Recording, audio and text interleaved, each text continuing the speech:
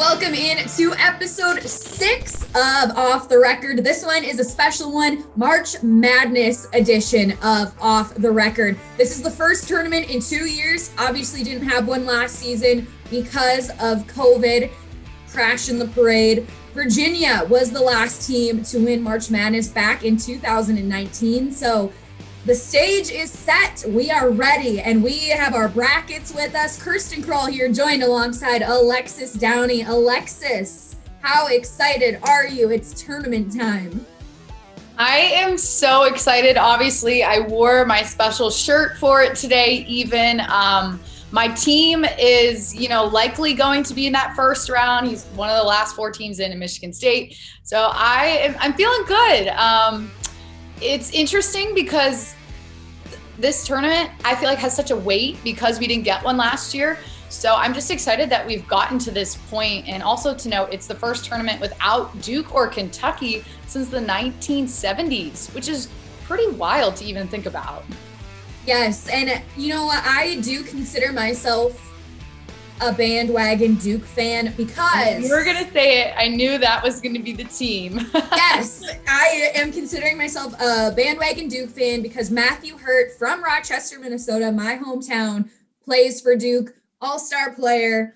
So I cheer for him. I watch Duke solely for that reason. Will I cheer for Duke when he's gone? Probably not. But for the time being, I am. So I'm a little bummed that Duke didn't make it because I thought it would be really exciting to see him in his sophomore season playing in the tourney. But there's always next year, right? Still crazy, though, that Duke and Kentucky aren't in it.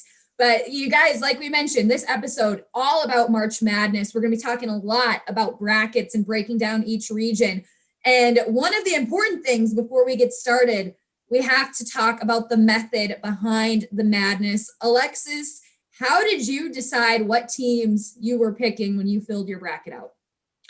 So if we're being honest, my bracket is not done. It's sitting right next to me, and I've got almost all of it done, but there's a couple matchups that I really just can't decide. Maybe I'll flip a coin for them. I've done that in the past, but I kind of go by what I've read on the internet in terms of some of like the sports writers and just watching throughout the season, which teams I get a good feel for.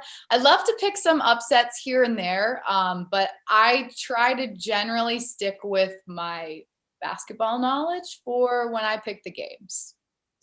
And for me, I played basketball a little bit in middle school, so I know the rules of the game. Really have been indulged in the hockey world, haven't followed basketball as much as I would like to. So for me, I really just go for gut instinct as well as some other random factors when I'm filling out my bracket. I got mine right here. You guys can't read it, so you will figure out my picks as we go along. But really, the method to my madness, I did not look at any of the seedings when I filled this out. I looked at the records.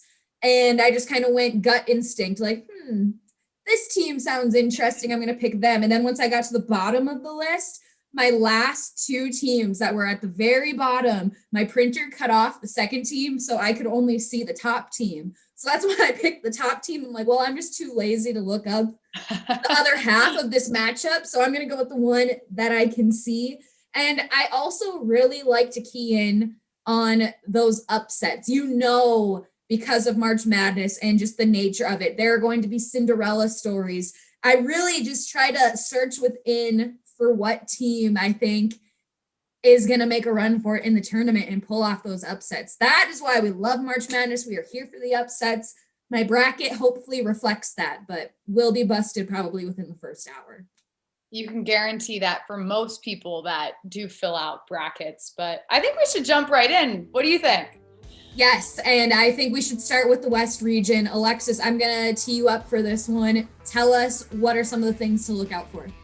All right, so West, we've got Gonzaga at the top, number one seed overall in the tournament. Probably the favorite to win the tournament if they can stay undefeated, which would be, first of all, incredible if that happened. The last team to stay undefeated and win the national championship was in 1976 with the Indiana Hoosiers. They went 32-0, which is mind-boggling, especially in today's basketball, because how it has evolved over the years to be undefeated is just incredible. So this is the 5th time since then that a team has entered the tournament undefeated.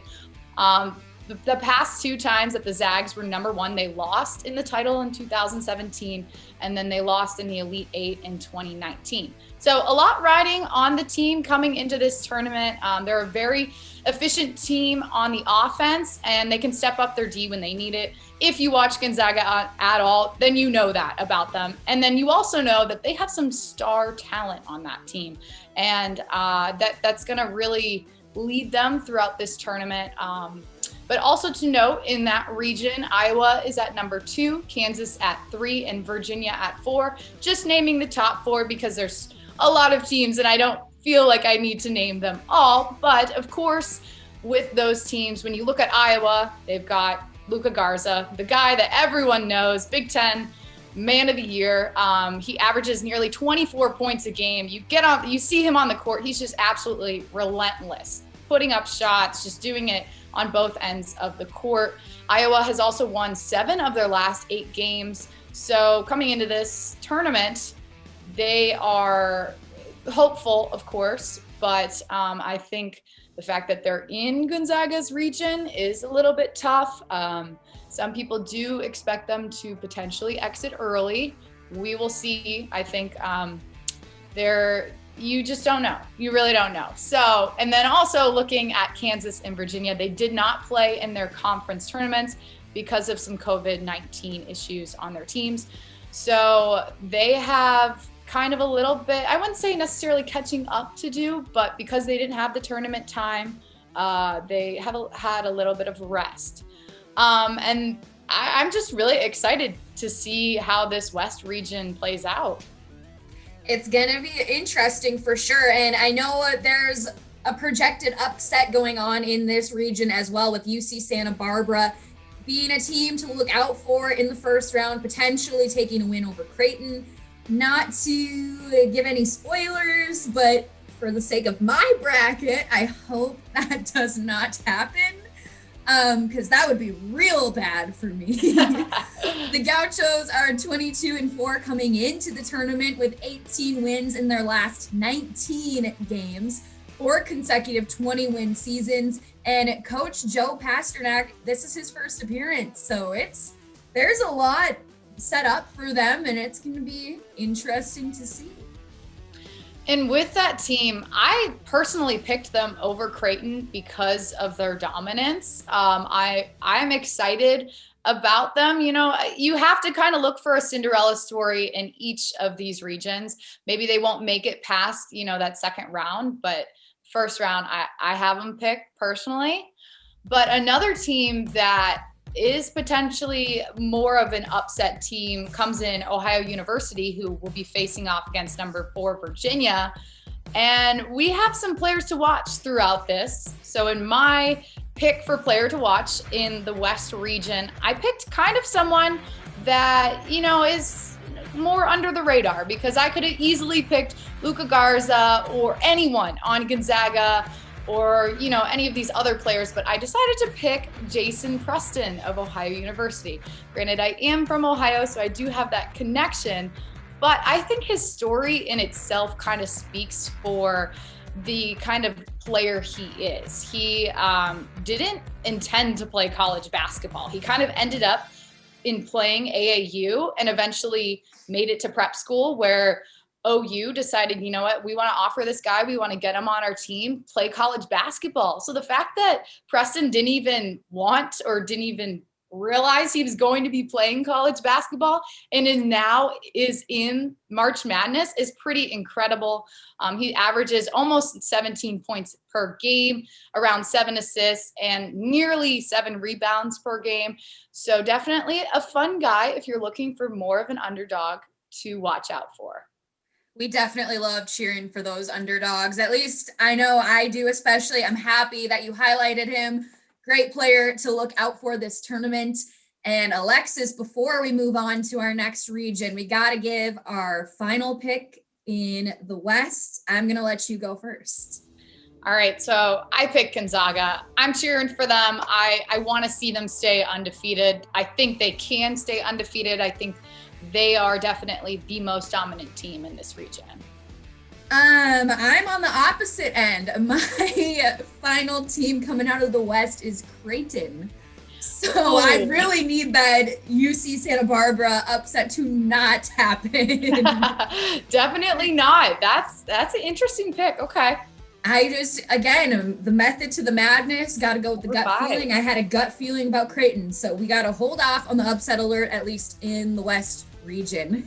So now we are going to go ahead and move on to the South, and the stage is set here, you guys. The number 1 seed is Baylor with a 22-2 record. This is their first time ever as a 1 seed, and they are the favorite for the title coming into this season. They did have a 3-week pause due to COVID, and that was back in February. So that puts them at a little bit of a possible disadvantage.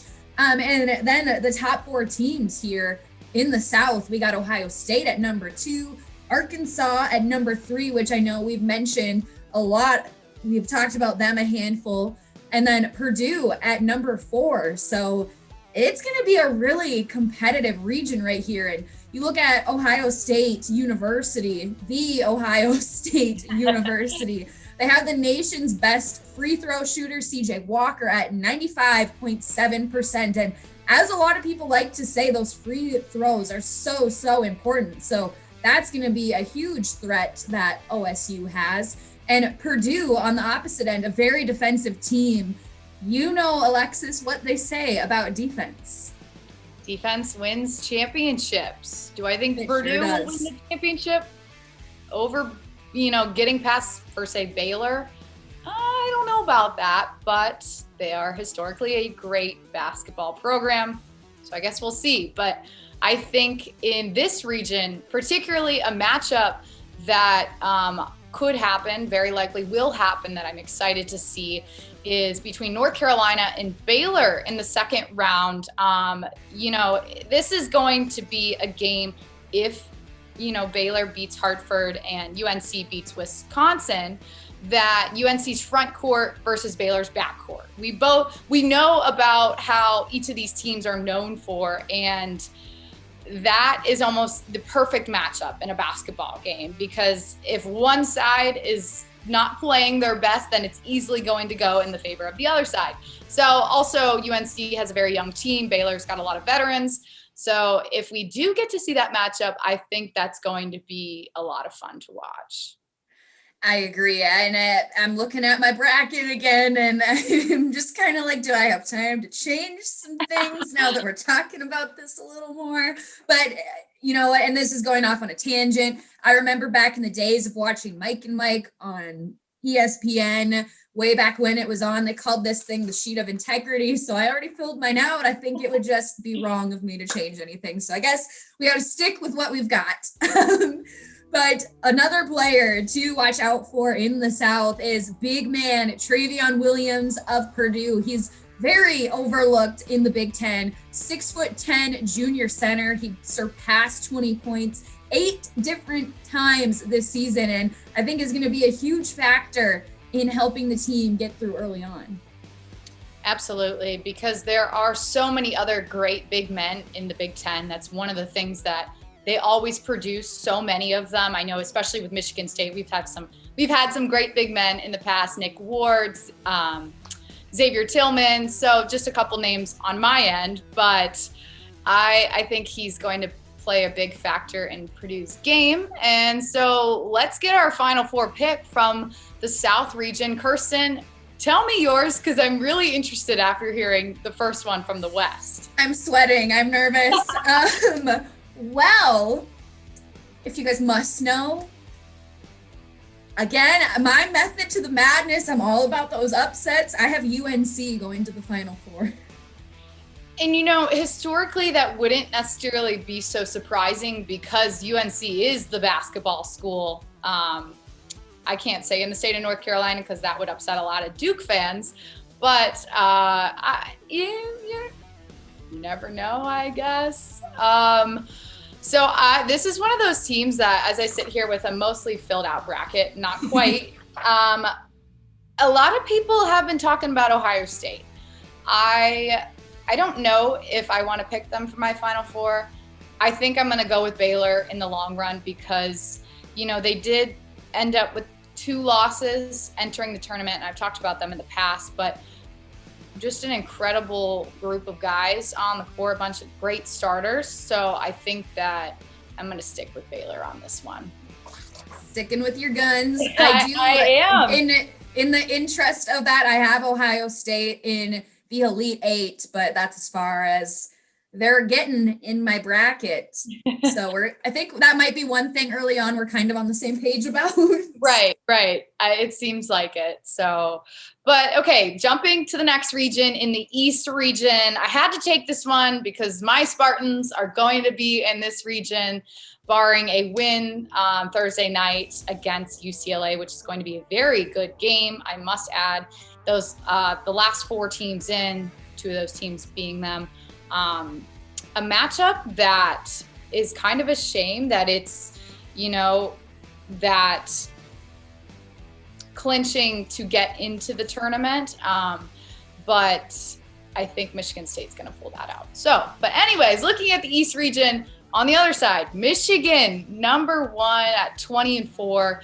I really have to give props to Juwan Howard, how he has elevated his alma mater. He's really done such a phenomenal job. And I was just hearing today, actually, that he is on the radar of a lot of NBA teams because they've seen what a great job he's done at Michigan to potentially bring him up to the big leagues. But I think that I don't know if I see that happening just yet. Michigan is going to want to finish some of the business that they've created in this college basketball landscape.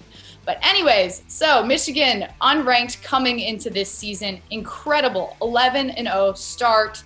You really can't deny it. I can't deny it as a Spartan either. They've been playing really well. They have a phenomenal freshman that is one of the biggest guys I've seen on a basketball court. But the one thing that is going to hurt them, Isaiah Livers is out with a foot stress fracture. So I'm not sure how that will affect their game. And they aren't necessarily the favorites in this region because of that loss. He might make it back at some point in the tournament, but it's not sounding too likely.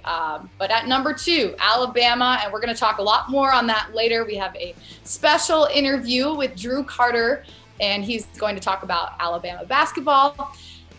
Texas is at 3 and Florida State at 4. I think Texas is going to be a team that will be someone to look out for as well in this region. But I don't know. Alabama at 2 is dangerous after seeing them play in the SEC tournament. So this is definitely one of the regions that I think is a heavy one. It's kind of up for grabs between these top teams. I agree. This is kind of just a jam-packed region the more I look at my bracket. And another first-round matchup that, again, has the stage set. LSU versus St. Bonaventure in the first round.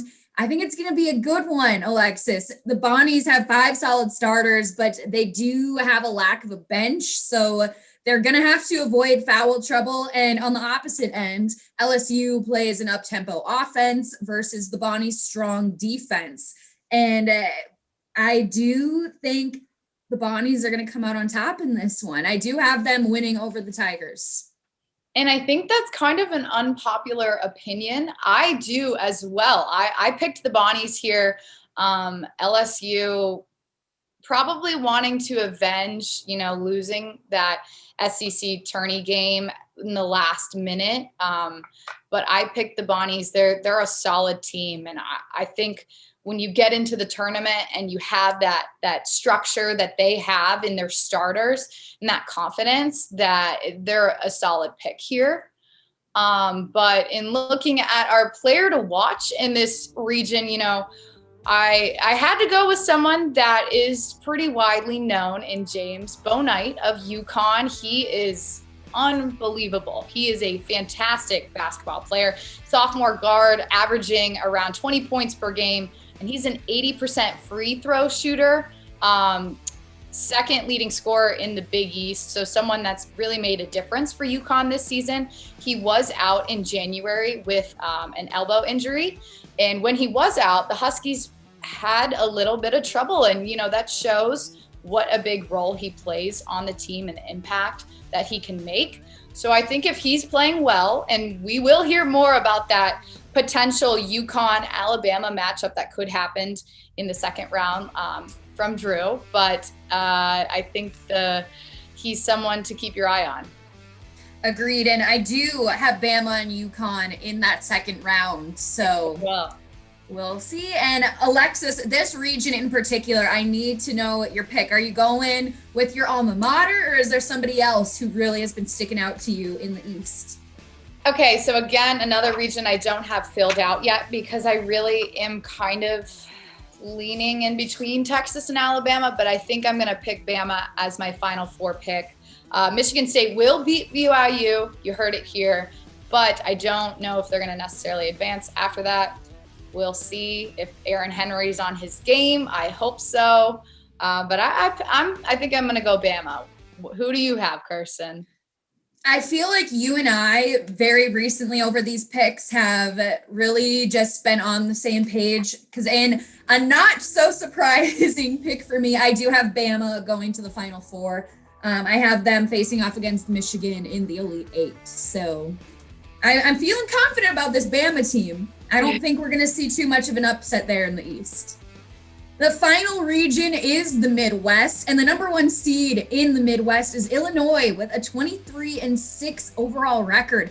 They're the first team back in the tourney in 8 years, and they've won their last 14 of 15 games, which arguably makes them the hottest team in America. Alexis, I want to get your thoughts on that, and I'll let you guys be the judge of that as well. And they've also got a star player on their squad as well in guard Ayo Dosunmu. And he's potentially the leader for National Player of the Year. And this team is a favorite to potentially also win it all. So that's another thing that I would love to get your guys' takes on. Then looking at the rest of this region, Houston's at number 2, WVU at number 3, Oklahoma State at number 4. Houston, they've got a really, really great defense.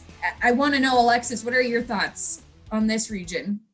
So I think that this is probably the most controversial region for the reason that they put Illinois and Oklahoma State having to meet potentially in the Sweet 16. We saw the performance that Oklahoma State had during the Big 12 tournament. They have a star in Cade Cunningham. And, if you know anything about college basketball, you know that Cade Cunningham coming into this season was potentially going to be a star at Oklahoma State. They also appealed their postseason ban, and that has what has gotten them into the tournament. So really happy that Cade has this opportunity with the team. But the fact that Illinois and Oklahoma State could potentially meet up in that Sweet 16, I think is really unfair of, the committee to put this together like that, because those are two teams that are so hot, and I'm really having a hard time picking who I would want to win that game. This is our matchup of the region for that reason. Cade Cunningham versus Ayo. This is the game that you want to see. Both guys just being star shooters and all around great players. So I'm excited to see what happens between these teams, particularly in this region. Also, like you mentioned with Houston, an elite defense, that's going to really help them at the bottom of the region. But they could run into some trouble with, if San Diego State makes it through that first round into the second round. They're going to play very likely West Virginia. West Virginia kind of had a little bit of a slump and lost some games throughout the season, but it's tournament time, so we really don't know what's going to happen. So those are my thoughts on the Midwest region. We really don't know what's going to happen. And Alexis, again, you mentioned it. Cade Cunningham and Io, obvious reasons they are the players to watch. I want to know, who is your Final Four pick coming out of the Midwest?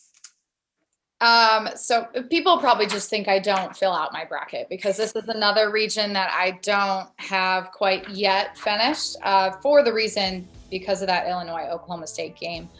I think I want to go with Illinois because, you know, I live in the state of Illinois. I'm really excited to see a Big Ten team playing at the high level that they are. They're actually the team in the tournament as a number one seed that has the most amount of losses, but when you watch them, they don't really portray any type of, you know, defaults in those losses from the season.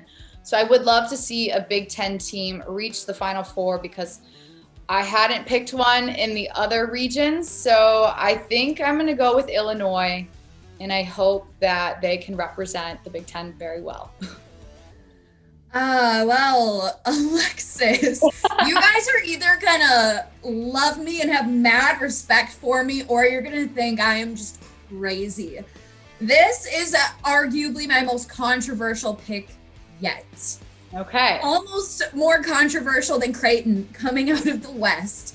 But in the Midwest, I have Loyola as my Final Four Wow. pick. Okay. So mad upset. Again, I do think later this week, between tomorrow and Friday, we're going to see some huge upsets. And that's the method to my madness. Throw it away. Like, upsets. That's what March Madness is about. I'm sticking with it.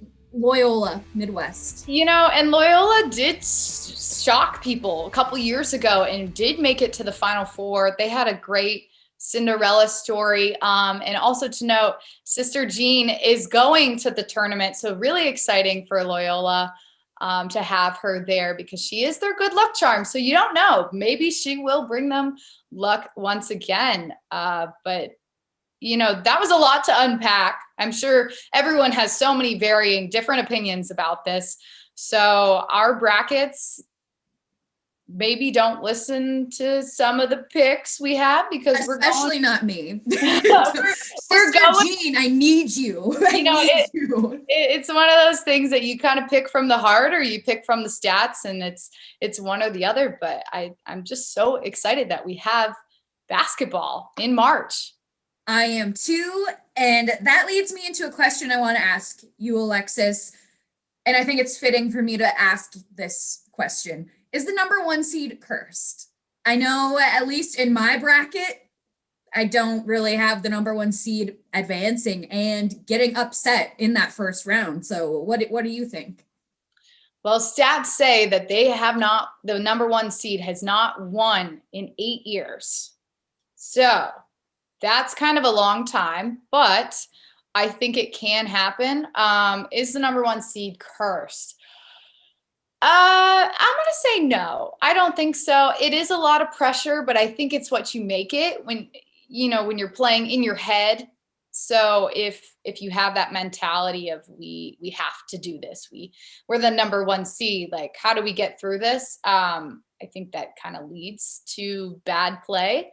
So in terms of all these different regions, if you look at Gonzaga, the overall number one seed, I think they show a lot of poise, and I don't think that they could be a team that shows that their number one seed is not cursed. Interesting take. Well, I'm on the opposite end. I do think the number one seed is cursed, and I have a personal vendetta actually against the number one seed. Not so much in the NCAA men's basketball tourney, but in the NCAA men's ice hockey tourney. And because when you look at St. Cloud State, my alma mater, rooting for them so hard, 2 years in a row, number one seed, excellent team, was a favorite to potentially win it all. First against Air Force as the number one seed, knocked out in the first round by the number 6 team. Okay, well, try again next year, right? Try again next year against AIC. Who's AIC? I didn't know until they knocked St. Cloud State again out of the first round, and they were another favorite. So is the number one seed cursed? Yes, it is. personal vendetta against it. I don't want any of my teams to be the number 1 seed. Maybe it's just too much pressure.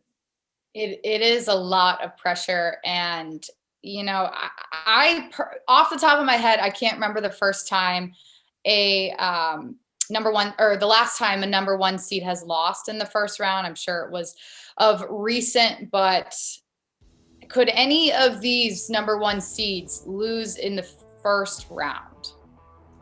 Well, Alexis, do you know who you're talking to? That's true. Quickly, let me just triple check because I threw my bracket on the ground. So I'm just gonna pick this back up. But so yes, 2 of my most controversial picks. I have Gonzaga losing in the first round as well as Illinois. Wow. As far as other number 1 picks go, I have Michigan going to the Elite 8. And then I have Baylor getting knocked out in the Sweet 16. So you have Gonzaga losing in the first round? Wow. Oh, wait, no, I take that back. I lied. False alarm. No, they are going to the Sweet 16. Yes, they're going to the Sweet 16. Okay. But they lose to Creighton. They lose to Creighton. Unless you are a Norfolk State or Appalachian State, depending on who wins that game, unless you're one of their fans, you might be the only person in America, I was about to say, that have picked them losing the first round. Sorry for the heart attack. I lied. Gonzaga will not, but just Illinois. Illinois will get knocked out in the first round. Okay. Drexel. Yes, we will see, but again, a lot to unpack, a lot to look forward to that is starting so soon. But you're not going to want to go anywhere because, like I mentioned earlier, we have a special guest in Drew Carter coming up after the break. He's going to break down all about Alabama basketball and a little bit about Syracuse as well. You'll find out more after the break.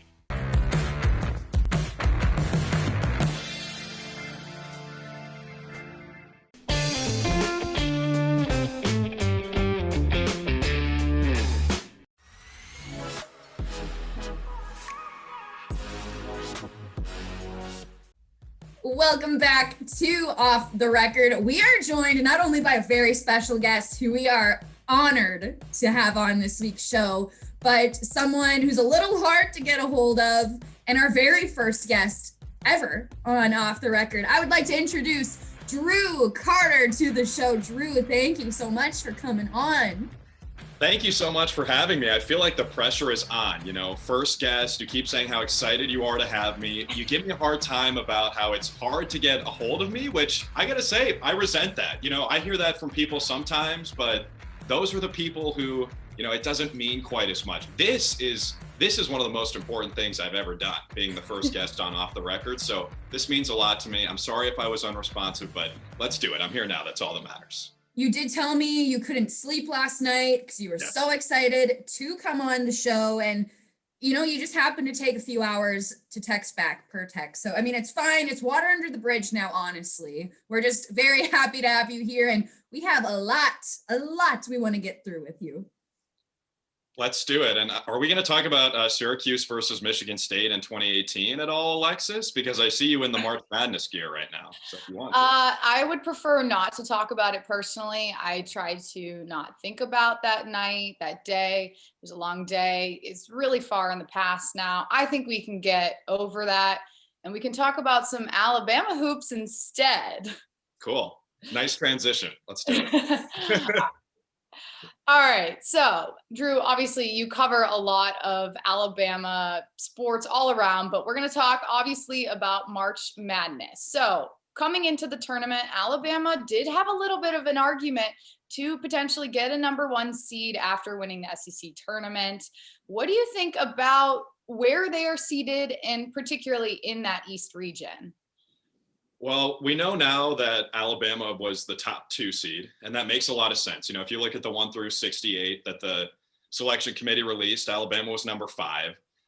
And this isn't going to be any solace for Alabama fans, but my opinion is that there are more like 5 1 seeds this year and 3 2 seeds as opposed to 4 and 4, which you see in the bracket. Now, obviously, they're still in a region with a 1 seed in Michigan, but I think Alabama was clearly rewarded for being the top 2 seed, getting matched up in Michigan's region. And I'm sure you're going to love hearing this, Alexis, but I don't think Michigan is very scary in this tournament, to be frank. You know, they're missing Isaiah Livers, who's one of their best players, and they're kind of skidding in to the NCAA tournament. Compare that to Alabama, who has done everything possible for them in their league. They go 16-2 in conference play, which matches their all-time record, which they set back in '87, 16 SEC wins. They win the SEC tournament title in thrilling fashion over LSU, a team they've now beaten thrice this season. That's a big rival. They've beaten them all 3 times they've played them. This has been an incredible storybook type season for Alabama. They certainly deserve that number 2 seed. I think they're the best 2 seed, and I think they're going to the Final Four. That, Drew, is a bold call. I really don't want to pump Drew's tires. And, my bracket, I had mentioned this earlier, it could be busted within the first hour of March Madness. I'm looking at it right now. In the Sweet 16, I do have Michigan facing Bama, Bama advancing to Elite 8, then going to Final Four. That's where I have them at. But in order to get there, Drew, who do you think is going to be Alabama's biggest task in this tournament? Well, I'm glad you asked, 2K, because I've thought about this a lot. And initially, when I saw UConn in the same bottom half of the bracket, I started freaking out. Now, keep in mind, I'm not an Alabama fan, but my job is more fun when they're winning. Like, let's just be honest. And so if Alabama goes to the Final Four, I'm going to be in Indianapolis for that. I'm not going to go to the first weekend because, protocols are very tight with COVID. They're basically forming a bubble, and I understand that. But if they go to the Final Four, I think there's a good chance we're there. So, yes, I would prefer that Alabama makes it. Plus, it'd be good. I might win some cash money in my bracket. So that would be nice. But I saw UConn, and I was very nervous because UConn is a team that we know in the past 10 years has won 2 national championships when no one expected them to. The Kemba year, they were a 3 seed, and they were really hot coming in. But when they were a 7 with Shabazz and 14, like no one expected them to win the championship. And now here they are again as a 7 seed with a guy in James Bouknight who's got those Kemba, Shabazz type qualities where he can really carry a team. They play great defense. That was a hallmark of that 2011 and 2014 team. Dan Hurley is a heck of a coach who, by the way, gave Nate Oates his start in college coaching. The story there is Dan Hurley was recruiting one of Oates' high school players, E.C. Matthews, in Michigan. He ended up going to Rhode Island. Dan said, hey, this guy Nate Oates is so legit. I'm going to call my brother Bobby, who then got the job at Buffalo and said, hey, Nate, do you want a college coaching job? He became an assistant on the staff. Bobby goes to ASU. Nate becomes the head coach at Buffalo. And then the rest is history. Here we are. So you've got that whole storyline there if those 2 teams match up. Then you've got Texas, who just won arguably the toughest conference tournament to win. I know the Big Ten is amazing, but the top teams in the Big 12 are just as good as the top teams in the Big 10. Texas goes through and wins that conference. They are smoking hot. This is all before they get to the Elite 8, guys. And then potentially you play a Michigan team, which I know I just kind of threw under the bus, but they are still dangerous. So it's a tough region. There's no doubt. I still like Bama to make it, but it's a tough region. It certainly will be. And when you look at this Alabama team, you have to talk about senior Herbert Jones as a leader. What do you think his role is going to be to help Alabama get to that point in the tournament? Herb is Mr. Everything. Every time I watch that team, I'm more and more amazed because you can just watch him on every possession, just not even watch the ball, and you'll see all the things he does that don't show up in the box score, which I know is super cliche, but he'll do small things like he'll chip guys when it's not really a screen, but like he'll chip them to give someone an open look. He'll box out. He'll do the things that make a coach love him. And I think ever since Oates got to Alabama before last season, he realized that Herb is going to be the guy. Like Herb is the culture changer if Alabama's going to be really good really quickly. So Herb bought in 100%. He is blue collar, and that's Oates' whole thing is blue collar mentality. And that's what Herb Jones is as a player. And it was really cool this year to see him be rewarded with all the awards because he's the type of player who doesn't go onto the floor thinking, how can I make Herb Jones look good today? How can I score today? How can I win an award today? That's the farthest thing from what he is. But ironically, it sort of ended up being what got him all these awards. He's SEC Player of the Year. He's SEC Defensive Player of the Year. If they're going to go deep, he's got to be the big reason. I mean, he's 6'9", and he plays point guard for them. They don't really have a traditional point guard in their starting 5. He's also their leading rebounder. He's also their leading steals guy, their leading blocks guy, their leading assists guy. he won the SEC Player of the Year as the 4th leading scorer on his own team. Like, that tells you everything you need to know. He's a great defender, great leader. If they're going deep, it's because of Herb Jones. And Drew, a couple of things that I want to touch on with you while we have you on the show. But first and foremost, Syracuse alum, they squeak into the tournament. What are your thoughts? Are you pulling for them? Do you see them making a run? Maybe Cinderella story? Take the floor. Well, I want to start, 2K, by asking your co-host, Alexis, what happened last time Syracuse was an 11 seed in the NCAA tournament? Do we know? Do we remember? I don't, think we need to go back to that. I think we can only look forward right now. So Sure. that's my thoughts on it. If you're keeping score at home, folks, that's twice I've brought up that 2018 game, and I'm just getting started. So Syracuse as an 11, no one wants to play them. I can guarantee you that. No one wants to play them. San Diego State, their first round matchup is really good. I think they've won like 14 games in a row. They're Mountain West champs, very strong program, very solid team. But Syracuse is playing pretty well at the moment too. I thought they were going to win the ACC tournament. They lose at the buzzer against Virginia, a team that then had their own COVID issues. I think if Syracuse wins that game, there's a good chance they win the ACC tournament. They're starting to put things together, and it's kind of what Syracuse does. Down the stretch of seasons, you think that they are dead in the water. Everyone says no chance this team makes it. And then Jim Boeheim resuscitates them like he's the Undertaker. And then they make the tournament, and then they're dangerous. And, a big reason why is they play the 2-3 zone, which it's very unique. No one really plays that. Most teams are going to man-to-man you. And so you get in the tournament, and especially if you have 1 or 2 days to prepare, you're not going to be ready for the zone. I mean, it takes a completely different game plan offensively to beat Syracuse. So their defense isn't that great this year. They're actually more offensive heavy, which is very unique for a Boeheim team, but they're still good. And I'll be rooting for them. I mean, Boeheim's son, Buddy, is on the team. Like this, it would just be like a storybook thing if Syracuse made the Final Four. I'm not picking it, but I think there's a chance because I went there. So of course I do.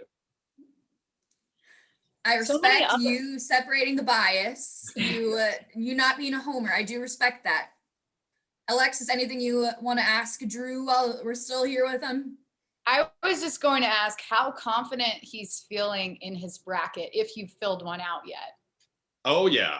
I filled out like 4 of them the night of Selection Sunday. I geek about this stuff, guys. Like this is my Christmas, March Madness.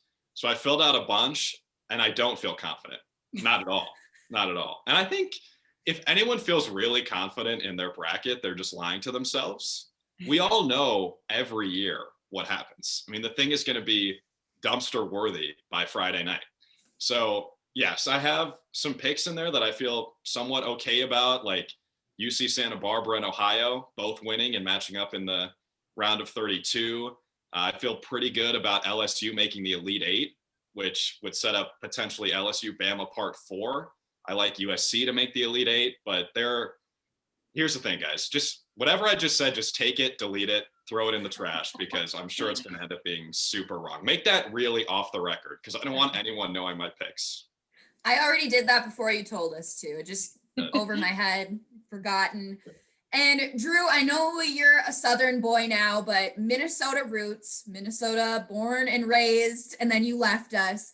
But I don't know how close you still follow the home state and your Golden Gophers here in the sweet state of Minnesota. But recent news, Pitino ousted as head coach, not making the tournament with the Gophers, now at New Mexico. Do you have any thoughts about that situation? First of all, what a rebound for little Richard there. New Mexico. Do you think they were texting him like 1 minute after the breakup became official? I mean, my goodness. It sounded like it. Just a little breathing room there, Richard. I guess Minnesota was the one who dumped him, but still, it's funny because there are a couple SEC coaches that Minnesota fans want. Nate Oates is a name that he's really been more tied to Indiana because, let's be honest, he's not leaving Alabama for Minnesota. Minnesota's probably like a slightly better job just because it's in a better basketball conference, but he's not leaving Alabama for Minnesota. Indiana is kind of a blue blood, so maybe, but I don't think he's going anywhere. He just signed this big extension. He's got a very nice house in Tuscaloosa. I think he's staying. The SEC coach that people are really trying to tie, though, is Eric Musselman over at Arkansas, who did coach the Minnesota Timberwolves, I think, if I'm not mistaken, way back in the day. So he's got some Minnesota ties. It's just funny because Arkansas fans like are the most sensitive on Twitter. Every fan base has a few crazies, but Arkansas, I mean, they are 1000% psycho. So anything that happens with any Arkansas program that they don't think is like, they think people are disrespecting them or whatever, they're going to freak out. So if you really want to, if you want to see some angry people in your mentions, just tweet like Eric Musselman, Minnesota, because they have like notifications on their phone or something for Musselman, Minnesota. They're all freaking out. I don't know who Minnesota's going to hire, but hopefully someone who can take that program where it deserves, 2K. And that's the Final Four. Let's get Minnesota back in the Final Four. Get Minnesota back in the Final Four. I like it. Drew Carter, thank you so much for being our first guest on Off the Record, and very rude of me to not give you the floor to really even introduce yourself when we brought you on. So please, we're doing this backwards now. Tell people who you are, where they can find you, what you're doing, and take it away. This is your show now. Okay, great. So I'm from Minnesota, right outside the Twin Cities. I now live in Alabama.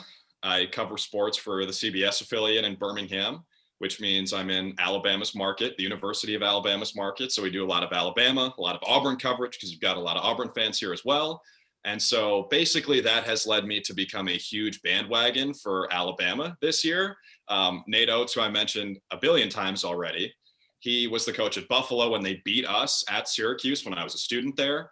And after the game, myself and my buddy, we went up to him and just said, hey, we love your style. Like, all the best this year. They were undefeated at the time. They beat Syracuse, and he was the nicest dude ever.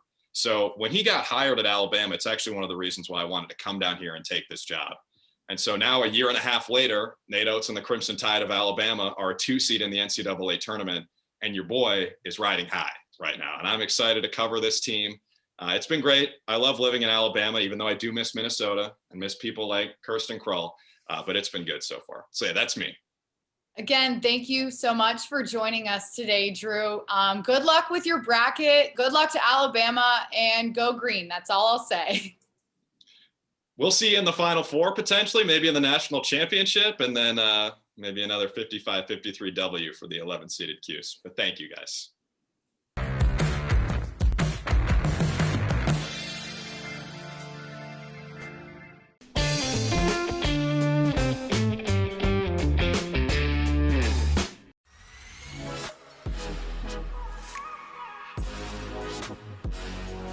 Welcome back to Off the Record March Madness edition. And this could potentially be the most dramatic segment of the season of Off the Record thus far.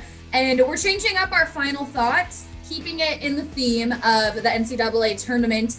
We're doing our final picks for the championship. Alexis, I'm going to let you take the floor first. Who do you have in the national championship? All right, so I'm going Gonzaga in Illinois, because they are the two teams right now that I think are playing the best out of all the college basketball that's going on. Hard to say, you know, they have to make it through a lot of rounds to get to that point. A lot of tough basketball in each of their regions, but I'm going to have those two. And who's my winner? Well, I think I'm going to, I want to say Illinois. I don't know if Gonzaga can do it all. I don't know, because I still have to make a decision. You have to make a decision. But I guess we'll go Illinois. Illinois. Okay, I can respect that, but again, I'm the complete opposite of you, and I need to defend myself because I know what the haters are going to say. I pick my bracket. Again, like we had mentioned in the start of the show, I pick my bracket based off gut instincts and upsets. I love March Madness because I cheered for the upsets.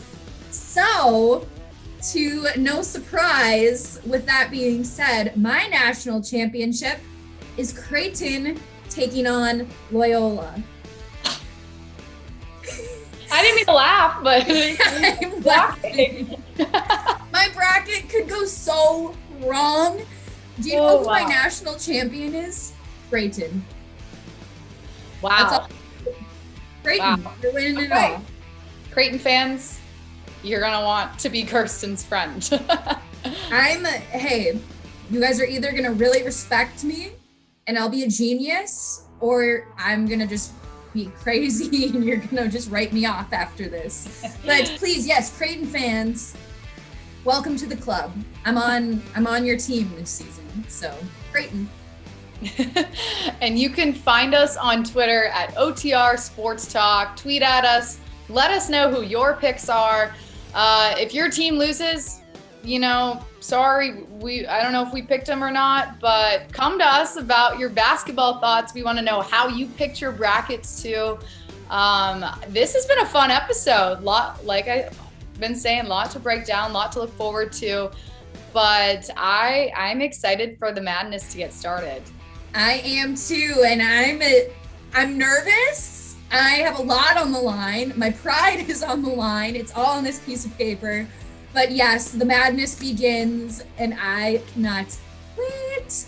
But guys, thank you so much for tuning in to this special edition of Off the Record. Again, subscribe to us on YouTube. Leave a great review on our podcast channels on Spotify and iTunes. A 5-star rating and review, please, is preferred. But I guess if you hate us too, you can leave that 1 star, but just let us know why. Let us know why you decide to hate us. But because that's all she wrote for today's episode. On behalf of Alexis Downey, I'm Kirsten Kroll, and we will see you guys next week.